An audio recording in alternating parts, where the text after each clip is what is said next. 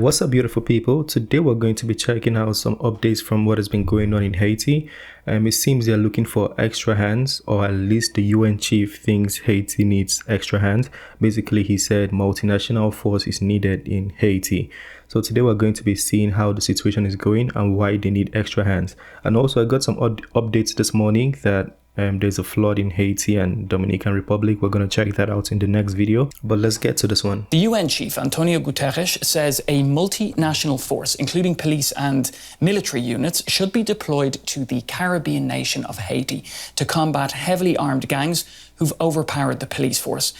They're estimated to have seized control of some 80% of the capital, Port-au-Prince. With just the few belongings they can carry, these families are trying to reach safety.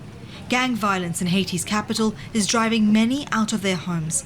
By I heard about 60,000 displaced already. foot or motorcycle, they're forced to seek shelter in public squares and schools like this, left to feel like they're fending for themselves. It wasn't the gang leaders who chased me out of my home. It was the Haitian state that chased me out of my home. And the Haitian state that killed all the people you see. Because it's the state that has the so-called legitimacy of violence. The state can witness the Grand Ravine gang taking over the streets and never do anything about it. Haiti has faced years of economic, security and political crisis. Crime and poverty has escalated since former President Jovenel Moïse was assassinated in 2021, and current Prime Minister Ariel Henry has struggled to stem the unrest. Human Rights Watch says rapes, killings and kidnappings by criminal groups have risen dramatically since the start of the year. It's triggered anger on the streets, with thousands of protesters calling on authorities to provide more protection and aid. So what is going on with the gangs? Like, do the gangs have a request? What do they really want? Are they looking for territory, or they want to take the lead of certain provinces? Like, what are the demands the gangs are making? Because yeah, would like to know that as well. This is very, very sad. Yeah, very, very sad to see. We lost our policemen who were helping us fight the gangs. They bled all night. Rights groups are appealing for more action to address the crisis in Haiti. The UN chief is calling on the international community to deploy a multinational force to combat gang violence. Kenya is the latest country to consider taking the lead to bring law and order. For more on this, I'm joined by Ida Sawyer, who is the Director of the Crisis and Conflict Division at Human Rights Watch. Welcome to DW. So, as we've seen in the report, which has touched on many of the issues that people in Haiti are dealing with, tell us, though, what life is actually like for people living there right now. What kind of support do they need? Is she living there also? Thanks for having me. So we found when we were in Haiti recently that the country is really facing an unprecedented human rights, humanitarian, political, and security crisis. There's been an alarming increase in killings and kidnappings and rampant sexual violence since the start of the year, and violent criminal groups are now controlling nearly all of the metropolitan area of Port-au-Prince, the capital. Many of the Haitians who we interviewed said that the situation in Haiti today is worse now than at any time they remember. And I was really struck by the just palpable feelings of terror, fear, abandonment, and hunger from the people we spoke with. Since the start of the year, these groups have killed at least 2,000 people, they've kidnapped over 1,000 others, they've looted and burned homes, and they've committed widespread sexual violence in their efforts to control, terrorize, or punish residents who they accuse of supporting rival groups. And in addition to this... Who's sponsoring these groups? How are they getting weapons? Who's sponsoring them? Yeah, that would be a valid question, right? Because that's the question I'd like to ask first. How did they attain all this, or how did they acquire all these weapons they are using? Because it means whoever's supplying it has an agenda, right? horrific violence. People we interviewed also told us repeatedly about how they're struggling to feed their families. Their children had constant stomach problems because they don't have access to clean water. They couldn't access healthcare or send their children to school. And many have been forced to flee their neighborhoods after their homes were burned down. They're sleeping in open air shelters with little or no humanitarian assistance. We also have looked at the context in which this violence and this humanitarian catastrophe are occurring, including with clear state complicity and inaction, alleged collusion between criminal groups and political, economic, and security actors, and a crisis of democracy and real rampant impunity. So it's a really dire situation in Haiti, from what you're telling us and from this report. So let's touch on the criminal groups, which you mentioned there. Your report finds that there's approximately 150 criminal groups operating in the capital, Port-au-Prince. How many people live in Haiti that do have 150 criminal groups? Let me see population of the entire Haiti. I was thinking about 5 million. Haiti. Yeah, 11.4 million people live in Haiti. And they have, in just the capital alone, they have 150. That's too much. How did it get to this point? Right. So we've seen the security situation has been bad in Haiti for a while, but we've seen it really deteriorate over the past 2 years since the assassination of the former president and since the current Prime Minister Ariel Henry came to power about a little over 2 years ago. And these criminal groups that now operate in nearly all of the capital, they have ties to political officials, to influential economic actors, to members of the police. Some police officers are, police officers by day and members of these criminal groups by night. And we're just seeing the state being, incapable or unwilling to get a hold of the problem and restore state authority. Two of the main criminal alliances that are operating in the capital are the JPEP and the G9, which are composed of a number of different groups. And we saw some of the worst violence in Cité Soleil. And there, the Brooklyn neighborhood area is controlled by one group, surrounded by an area controlled by the other group. And the G9 just routinely killed and gang raped people trying to leave the area controlled by one of the coalitions to get to the city center. And people are just stuck between needing to feed their families, get into the city center, but knowing that they could face being killed or raped along the way. It's an incredibly complex situation, it appears. Now, briefly, if you could, we've seen that the UN chief, Antonio Guterres, says a multinational force should be deployed to Haiti. But how quickly could we see that happening? So the Kenyans have offered to consider leading this force. They're due to send a technical mission to New York and then on to Port-au-Prince. We've heard later this week to do an assessment of the needs and how the force would operate. The UN is also looking for other countries to contribute. So it's not going to happen right away, but there does seem to be more movement towards the deployment of this multinational force. Okay, yeah, let me play a video. So one of the gang leaders, according to the YouTube title, one of the gang leaders made a statement saying they don't want to see any member of the UN, otherwise they would fight them. Let's play that one and then we'll come back to this one. Listen to what he said.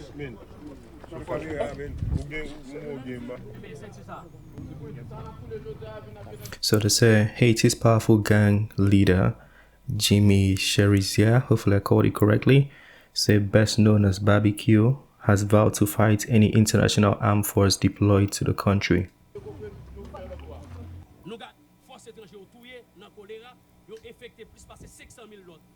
Si c'est ça yo connaît, on vient porter et on vient dans quartier populaire, vient l'ouvrir coup de balle pour venir tuer peuple là, vient faire massacre. Nous mêmes haïtiens, n'a campé et n'a goumé contre jusqu'à dernier goutte sang nous. Et goumé ça c'est peut-être ça nous sorti nous il pas goumer ni Genève, il pas goumer ni GPEP. La goumer peuple haïtien pour nous garder dignité pays nous. I would like to ask, is this person a gang leader or revolutionary, how do you call it, a revolution leader, or is it a revolutionary leader?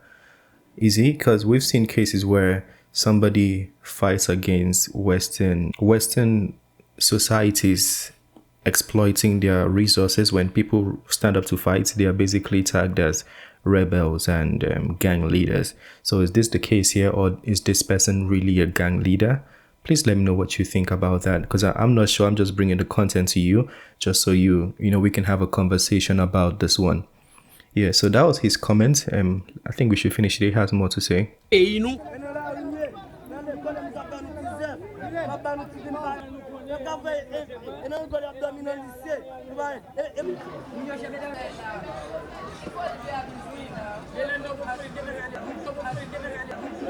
So Kenya is willing to come.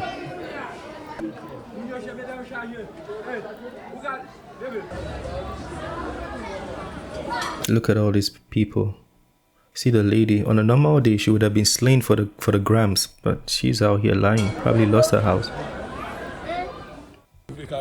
Okay, so let's continue the other one. Let me know what you think about his comments on that video. Ida Sawyer, the director of the Crisis and Conflict Division at Human Rights Watch. Thank you for joining us on DW. Thanks for having me.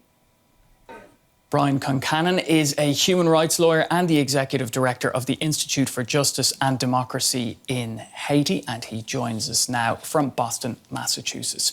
Welcome to DW. So, the latest emergency in Haiti's capital is just, we'll call it a snapshot of a country facing multiple crises. So give us a sense, if you could, of what it's like living in Haiti today. Well, I think the footage that you just showed gives a good sense. Haitians describe it as literally living in hell. Over 200,000 people are displaced. Over 100,000 children are facing wasting hunger this year. There's not a single elected official in office. Gangs control large parts of the country. And it's the type of situation you see typically in a situation of civil war or massive natural disaster. But Haiti hasn't had any. This is the result of the steady dismantling of democracy by the current government, as one of the interviewees said in that clip. Now, the UN Secretary General has called for a robust use of force to restore order. Now, is that actually what's needed? Is armed intervention really needed as a first step to begin to solve the mountain of issues that Haiti is dealing with? Good question. Haitians will tell you, and they've been telling anybody who will listen, that the first step is that the international community needs to stop propping up the repressive government, that there's no chance that you can have a security situation as long as you have a government that, as the clip showed, is complicit in this. The government has been collaborating with gangs to take over neighborhoods that are dominated by opposition parties. The government has been collaborating with gangs. Yeah, if you're collaborating with them, how can you live above them? Because now they see us equals, right? One of the top gang members, Vidal Innocent, is driving around in official plates. Over half of police officers have some connections to gangs. You can't just send in international police to support the same government that's brought this problem and expect it to be any different. What Haitians are saying is the international community needs to stop supporting the repressive government and allowing a consensus government to take over. Once you have a legitimate government in place, then they can ask for help from the international community. They can legitimately decide how the international community can help them fight insecurity. But in order to achieve that and rebuild the country's institutions, what is it exactly that they need then? How are they going to go about rebuilding the country's institutions if they're in such a dire situation? First you need to, Haitians keep yelling this to anybody who will listen, and not many people listen. You need to stop supporting the repressive government that created this situation. That is absolutely the first step before anything can happen. Once that happens, there are several... So how are the repressive government being supported? Yeah, I would like to know. Are they giving them resources? Because in a case like this, if they are supporting the government that the people don't want, then it means the people supporting are getting something in return, which would directly indicate exploitation of the natural resource. That's what I would think. Exploitation, that's because historically your trend has told us that that is what usually happens in cases like this. Viable Haitian solutions that have been put on the table, but that the international community and the Haitian government have blocked. There's been some very good consensus-oriented plans that develop broad popular support in order to move forward. And basically, most of the plans involve some kind of transitional government whose job it is to establish security and run fair elections. And most Haitian civil society leaders think that that is possible, but that Haitians just need to be given a chance, which isn't going to happen as long as you have the current government in power. But why has this actually been blocked? Why has it not actually happened? The international community has decided that's led by the United States, but includes Secretary General Guterres, has decided that the current authorities in Haiti are the best vehicle for moving Haiti forward. Haitians strongly disagree, and I think if you look at the numbers, the displaced, the lack of any government elected officials in place, it's hard to justify continuing the same path, but the UN and the US keep doing this. And one example of how adamant they are, in 2019, the head of the UN's justice mission in Haiti issued a communique calling for accountability for police massacres. She was pushed out of the country and without any defense by the US or the UN, and replaced with someone who's again went back to being supportive of the current regime. Do you see any grassroots initiatives among Haitians to help society heal? There's hundreds of them. I mean, Haitians are every day they're meeting, they're protesting, they're writing articles. I mean, Haiti has a really robust civil society that can heal Haiti. They just need to be given the choice. But instead of given the chance, there's top-down solutions imposed by the international community that are preventing Haitian solutions from working. Can Haiti's problems be traced, at least in part, to its colonial past?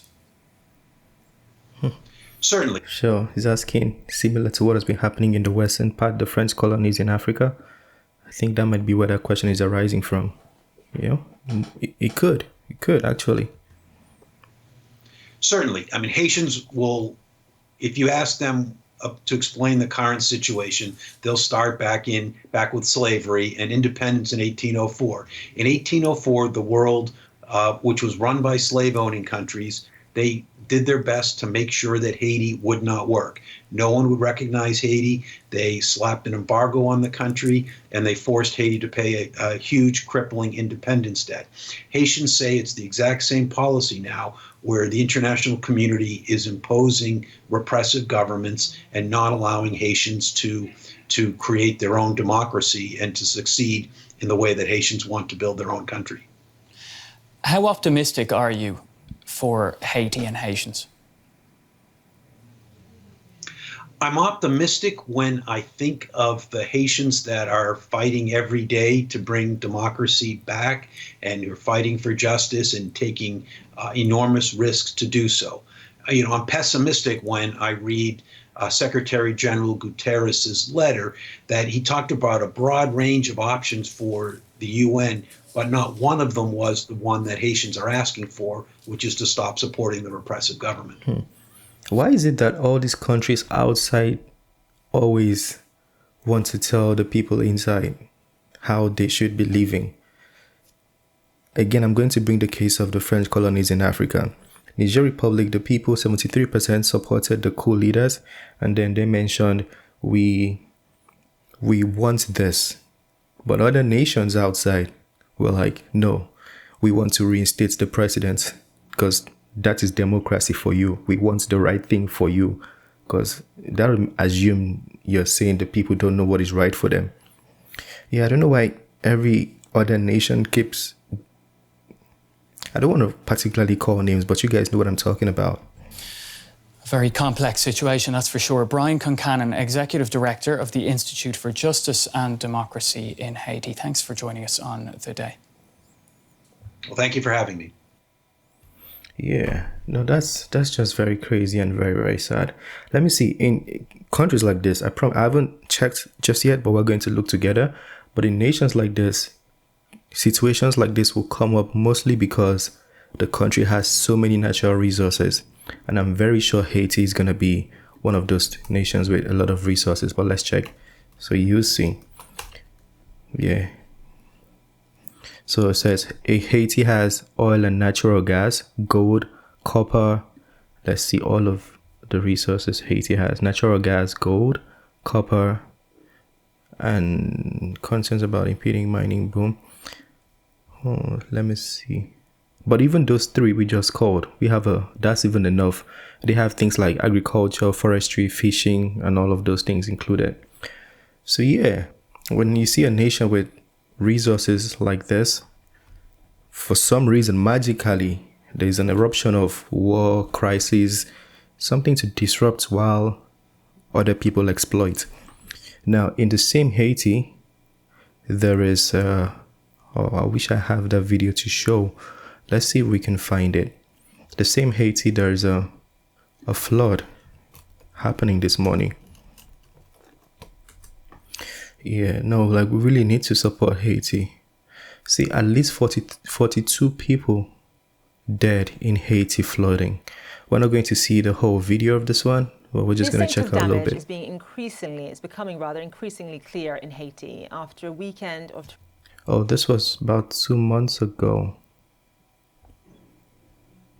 Oh, okay, seems the video I saw might have been old. Anyways, let me know what you think about that one. It's quite sad. It's quite sad. If I get a link where you can send your support to the people in Haiti, I'll add it in the description. But I'm saying that very carefully because if I don't trust the link, for sure I'm not gonna add anything. But if you can at least send your pray, I was saying send your prayers. But if you can pray for the people, anything you can do to support, feel free to do so. I'm gonna keep bringing you updates to see what is going on there. Anyways, this is the end of this video. Smash the like button, subscribe if you're new to the channel, and I'll see you on the next one. Have a wonderful day. Peace.